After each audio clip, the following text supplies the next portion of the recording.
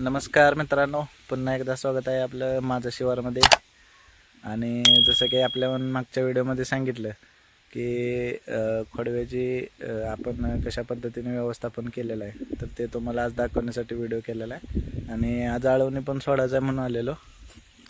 तर मागं बघू शकता ऊस, आणि फोटोद्वारे मी तुम्हाला दाखवेन पण की आत्ता आपण काल फवारणी मारल्या. तारीख आज 1 तारीख. पुढच्या 10 तारखेच्या आसपास आपण त्याचा फरक दाखवणार आहोत की किती फरक पडतोय ते. तर व्यवस्थापन आता तुम्हाला मागं दिसलंच असेल, तरी पण दाखवतो मी खोडव्यात कोणतं आंतरपीक घेतले आणि कशा पद्धतीने व्यवस्थापन केलं ते. तर मित्रांनो, अशा प्रकारे खोडवा आहे. आणि सुरुवातीला ऊस गेल्यानंतर आपण पाल्याला मल्चरद्वारे पाला बारीक केलेला आहे, हे पाहू शकता तुम्ही. आणि त्यानंतर मग गडी लावलेला नाही, आपला आपणच घरगुती पाला एकाड एक सरीत घेतलेला आहे. म्हणजे इकडच्या सरीतला पाला इकडं आणि इकडच्या सरीतला पाला इकडं, तसाच इकडं असा पाला घेत गेलेला आहे. आणि हा पालामध्ये लावून घेतलेला आहे आपण, हे पाहू शकता तुम्ही. त्याच्यामुळे काय होते, या सरीमध्ये ओल पण चांगले राहते आणि पाला पण एका ह्याच्यात होतोय. आणि इकडं आपल्याला या सरीमध्ये मेहनत करता येऊ शकते, त्यामुळे मेहनतीचा खर्च पण कमी होतोय आणि पाला पण कुजून जातोय. तर हे बघू शकताय, आपण कांदे लावलेले आहेत. हे समोर दिसतंय बघा सरळ तुम्हाला, हे ओळीने बघितले. तर आंतरपीक म्हणून कांदा पण घेऊ शकताय तुम्ही, लसूण घेऊ शकताय, कोणतंही 3 महिन्याचं पीक घेऊ शकता याच्यात. त्यानंतर अर्धा आपण ही 1, 2 आणि 3 ह्या 3 सऱ्यांत आपण कांदा लावलेला आहे. आणि इकडे बघू शकताय, हे आता तुम्हाला ओळखलंच असेल, आपण हरभऱ्याचं पीक घेतलेलं आहे. हे बघा, हरभरा एकदम क्वालिटीमध्ये उगवलेला आहे, क्वालिटीजमध्ये. हे बघा, असं पाला वडलेला आहे.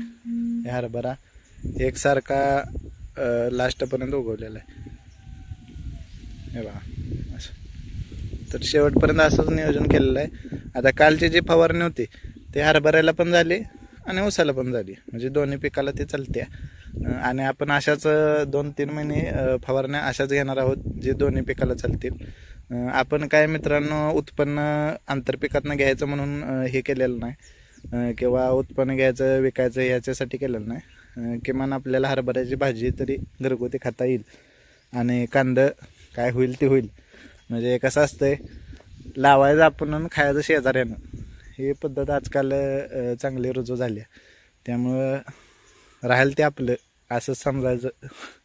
शेतकऱ्याच्या वाटणीला ते तसंच असते, म्हणजे राहील ते आपलं आणि बाकीचं मग गावाचं. कोण येणार, तोडून नेणार, उपटून नेणार, भाजी खोडून नेणार.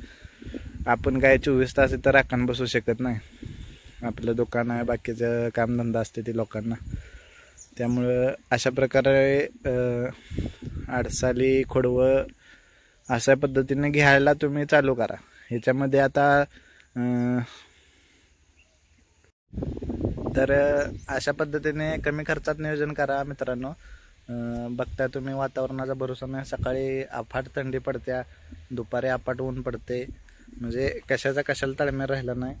चुकी आपलीच आहे, आपण ना झाडं ठेवली. आता शिवारात तिकडे बघितलं तर झाड नावाचा प्रकारच दिसत नाही. आता हे विहिरीमुळे आमच्या इथं झाडं आहेत, तेवढी सावली, म्हणजे बसायला इथंच लोक येतात. माणसांना कसं असते, लावायला झाड नको, पण ऊन लागायला लागले की झाड पाहिजे, सावली पाहिजे. तर तसं होणार नाही, झाड लावलं तरच सावली मिळेल. आणि आता काही लोक कशा पद्धतीनं खर्चिक करतात ते तुम्हाला दाखवतो 1 मिनिट. आपल्या शेजारी तिथं एक ऊसाचं पीक घेतलेलं आहे, ते सुद्धा आडसाली खोडवंच आहे, ते तुम्हाला दाखवतो. तर मित्रांनो, हे अशा पद्धतीने, आता हा इकडं आपला ऊस आहे आणि हा इकडं त्यांचा ऊस आहे. तर हे मला वाटते नेडव्याचं पीक आहे. ह्यांचं खोडवं तुटून गेले, आता नेडवं पीक आहे. आणि यांनी काय केलं बघा, आधी मल्चर मारल्यानंतर पालाकुट्टी केली, मल्चर मारला आहे, परत बगला मारल्या त्या. हे आता दोन्ही बाजून तुम्ही बघितल्या अशा. तर बगला मारल्या त्या, बगलातनं लागवड पेरल्या, परत वरनं लागवड टाकल्या. म्हणजे त्याचा खर्च जर धरला एकरी तर तो जवळजवळ लागवडीसहित एक 15 ते 20 हजारावर सुरुवातीला जातो. आता ते दिसतंय तिथं खोडवं, ते पण खोडवं आहे आणि तिथं पण तोच प्रकार केलेला आहे. म्हणजे मल्चर मारणे, बगला कापणे आणि नंतर मग त्यातून लागवड सोडणे आणि बारीक लागवड त्या मशीनमधनं जात नाही म्हणून वरनं परत टाकून द्यायची. युरिया असेल किंवा सिंगल सुपर फॉस्फेट असेल, अशा प्रकारची लागवड तिथं वापरली जाते. तर अशा पद्धतीने मित्रांनो उगाच खर्चात पडण्याचं कारण नाही, अजिबात कारण नाही. कारण कमी खर्चात जेवढी शेती कराल, भले तुमचं एका टनानं उत्पन्न निघू दे, पण कमी खर्चात जेवढं हे कराल तेवढी तुमची जमीन पण शाबूत राहील पुढच्या पिढीसाठी आणि तुमचं पीक पण चांगलं येईल. पुढं हळूहळू ती जमीन जशी पोसावत जाणार आहे तसं तुमचं पीक पण चांगलं येणार आहे. म्हणून मित्रांनो उगाच खर्चात वगैरे पडायचं नाही.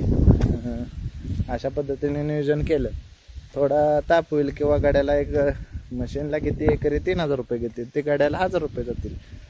पण गाड्याकडून अशा प्रकारे नियोजन करून घ्या, नक्कीच याचा फायदा होईल.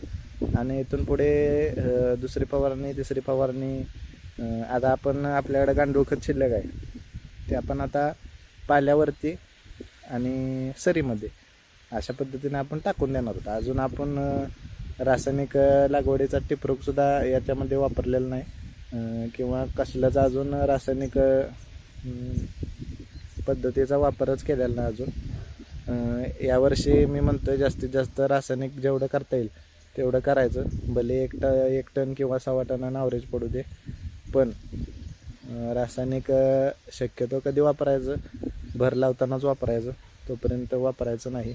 एखादं इकडं तिकडं पोतं वापरायचं, बाकी काही नाही. गांडूळ खतावरच आपण अवलंबून राहणार आहोत. एकदा बघायचं की कसं पीक होते. आता आपल्याला हे कांदा आणि हरभऱ्याचा बेवट चांगलाच लागणार आहे, त्याच्यात काही शंका नाही. पण हरभरासुद्धा आपण चांगला आणण्याचा प्रयत्न करणार आहोत. पहिल्यांदाच घेतोय मित्रांनो, म्हणजे आयुष्यात कधी शेती केली नाही. पण असंच तुमच्यासाठी शिकून जे मला शिकायला मिळते ते तुम्हाला मी देण्याचा प्रयत्न करतो आहे.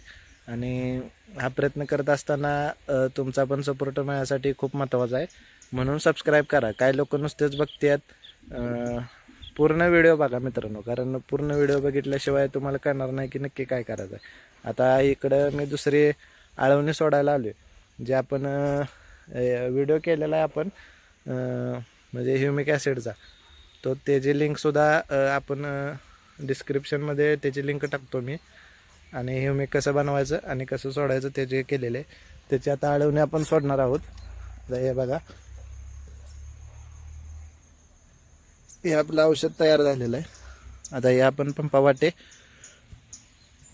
ऊसाला सोडणार आहोत आणि त्याचा रिझल्टसुद्धा मी दाखवलेला तुम्हाला. एवढा जबरदस्त रिझल्ट आहे त्याचा. तुम्ही एकदा जरूर वापरून बघा. 50-100 रुपयात आपली 11ची आळवणी होत्या. मग काय अडचण आहे, उगाच पैसे खर्च करत बसायचं, रिझल्ट येत नाही. सगळे डुप्लिकेट औषधाचा आता सुळसुळाट झाला आहे, त्यामुळं जास्त लांबट लावत नाही. आता मी म्हणत नाही रासायनिक वापरू नका, पण सेंद्रियसुद्धा त्याच्या जोडीला वापरा. आपल्याकडं सगळं अवेलेबल आहे, आपण करायला काही हरकत नाही. तर अशा पद्धतीने व्यवस्थापन करा खोडव्याचं. आत्ता राहिलं पुढच्या वर्षी करा, पण नक्की करा. नंतर आपण भेटू, एका नवीन प्लॉटवर आपण व्हिजिट करणार आहोत. त्या प्लॉटच्या माहिती संदर्भात आपण भेटू आणि नंतर मग अशाच प्रकारे नवीन व्हिडिओ टाकत जाईन. तोपर्यंत तुमची रजा घेतो. धन्यवाद.